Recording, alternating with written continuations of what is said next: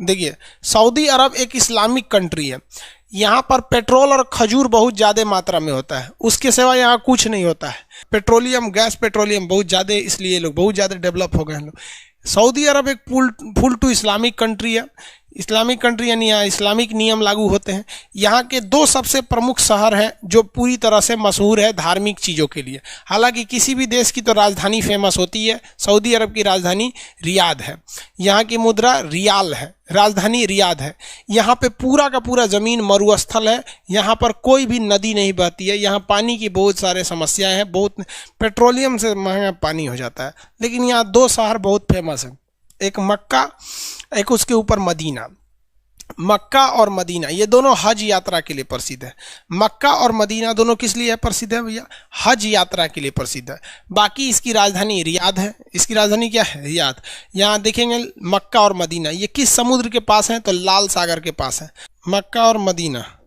देखिए, ये आप लोग इस्लाम धर्म में ये दो चीज़ें बहुत ज़्यादा देखे होंगे। ये ब्लैक वाला जो आप देख रहे हैं ना, ये मक्का है, और ये ब्लू वाला जो देख रहे हैं ये मदीना है। मक्का का फोटो कैसे दिखा है भाई आपको?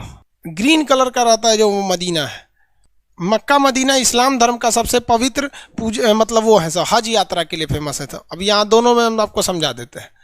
देखिए, हर मुस्लिम को अपने जीवन में एक बार मक्का और मदीना जाना रहता है। ये जो है ब्लैक वाला, इसे मक्का कहते हैं, शहर का भी नाम है मक्का। और ये मुस्लिम दुनिया में कहीं भी रहे, वो नमाज पढ़ता है तो उसका सर इधर की ओर रहता है मक्का मदीना में। ये वाला जो है ना, ये काली वाली जो बिल्डिंग दिख रही है, यही क्या है? मक्का है। अब इस मक्का के चारों ओर घूमना जो होता है वो हज यात्रा कहलाता है, हज। अब ये जो छोटे छोटे लोग दिख रहे हैं ना, ये सब लोग आदमी हैं। लोग यहाँ पे करोड़ों की, लाखों की संख्या में भीड़ रहती है। ये कुंभ मेला में कैसे भीड़ लगा रहता है, आदमी गिन पाएंगे कुंभ में, वैसे यहाँ पूरी दुनिया के मुस्लिम यहाँ जाते हैं और इसका हज करके चक्कर लगाते हैं। हज यात्रा कहा जाता है, ठीक है। हज यात्रा कंप्लीट कब हो जाता है? जब आप मक्का में जाते हैं तब। ये मक्का को कहा जाता है कि ये मतलब ये अल्लाह के पूजा स्थल के लिए इसका मुख्य रूप से महत्व है। दूसरा जगह आता है मदीना। मदीना ग्रीन कलर का है। ये मोहम्मद साहब जब इस दुनिया से चले गए तो उनका जो मकबरा बनाया गया, जो कब्र बनाया गया, वो यही मदीना में बनाया गया। मदीना भी बहुत बड़ा है, लेकिन मेन यही दिखाया जाता है फोटो में, ये ग्रीन वाला। एक ये ग्रीन वाला दिखा देता है फोटो में, और इधर वाला में देखेंगे तो ये ब्लैक वाला दिखा देता है, मक्का और मदीना यहाँ पर। अब इस्लाम धर्म में क्या चीज़ है भाई, आपको जब नमाज पढ़ना है ना तो आपका सर इसी मक्का की ओर रहना चाहिए। इसलिए पूरी दुनिया में अगर देखेंगे ना तो मुस्लिम सब नमाज होता है अलग अलग डायरेक्शन में पढ़ेंगे सर। इंडिया के मुस्लिम पश्चिम डायरेक्शन में नमाज पढ़ता है सर।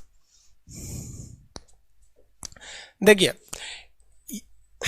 इंडिया के जो भी मुस्लिम है, यही है मक्का। इंडिया का जितना मुस्लिम है वो नमाज पढ़ेगा तो उसका मुंह किधर रहेगा? पश्चिम रहेगा। समझा गया? मुसलमानों में एक चीज़ बहुत सब पश्चिम मुँह करके वो झूठ नहीं बोलता है सब, लेकिन झूठ बोलने वाले तो यार गीता और कुरान पे कसम खा के झूठ बोल देते हैं। लेकिन ऐसे मुसलमानों में एक प्रचलन है, वो कहिएगा कि चल पश्चिम मुँह बोल के, तो पश्चिम मुँह, तो पश्चिम मुँह उनके कहने का सेंस नहीं। यहाँ मक्का और मदीना है, यानी इस्लाम धर्म में दो ही लोग का महत्व है। एक अल्लाह ताला का, उन्होंने अपना पैगम्बर मतलब समझिए कि सबसे प्रिय, अल्लाह को जब सबसे प्रिय होते हैं उन्हें प्रोफेट यानी पैगम्बर कहते हैं। वही ना, प्रोफेट यानी पैगम्बर का एक तस्वीर दिखा दिया था फ्रांस में, कार्टून बना के दिखा दिया था। मतलब कार्टून में जन्म करते हैं, अजीब अजीब टाइप का शक्ल बना देता है। मोदी जी का भी कार्टून बना देता है, राहुल गांधी का बना दो। अब इंडिया में तो नेताओं का एक तो कार्टून का एक तो शो चलता है, सॉरी शायद आज तक पे, वैसे कार्टून बना दिया था तो एक तो गले गटैया काट दिया यहाँ पे। तो फ्रांस का राष्ट्रपति उठा ना तो पूरे फ्रांस के दीवालों पे वही कार्टून बनवा दिया कि लो अब दीवार गिराओगे।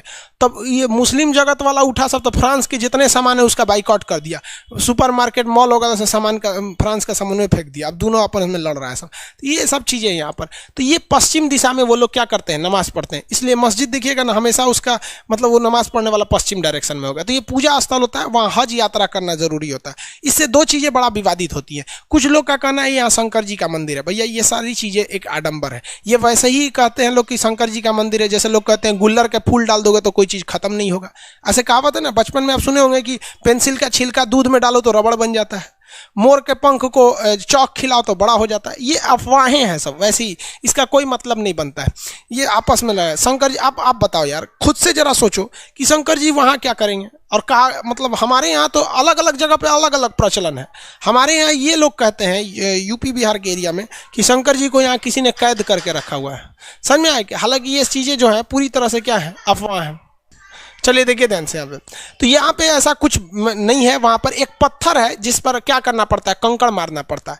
अब कुछ लोगों का ये कहना है कि वहां पे शंकर जी को किसी ने अरेस्ट नहीं किया है, जबकि हमारे यहाँ लोगों का कहना है कि वहां शंकर जी को कैद करके रखा है सब, कोई हिंदू पानी डाल देगा तो बाहर आ जाएंगे। मतलब आप खुद सोचो ना कि कोई भगवान को इतना कमजोर कैसे कह सकता है कि मतलब कोई किसी को अरेस्ट थोड़ी ना कर सकता है वहां पे, ये गलत मानसिकता है। और कुछ लोगों का कहना है कि वहां शिवलिंग है, देखिए वो शिवलिंग नहीं है, वहां पे जो इस्लामिक परंपरा है वो हम आपको बता देते हैं, लेकिन आपके दिमाग में अगर कोई चीज बैठ गई है तो वो हमारे कहने से नहीं निकल सकती है। और अगर आप ये मानते हैं कि वहां शंकर जी को किसी ने अरेस्ट किया तो मतलब शंकरों जी की बेइज्जती कर रहे हैं। एक शैतान था, मतलब एक बहुत बुरा आदमी था, जब मोहम्मद साहब थे तो उनको बहुत परेशान करता था, कभी उनके ऊपर कूड़ा फेंक देता था, कभी कुछ कर देता था।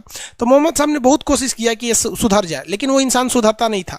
तो तंग आकर मोहम्मद साहब ने उसे श्राप दे दिया कि जा तू पत्थर का बन जाएगा। तो वो आदमी एक बड़ा सा पत्थर बन के रह गया है।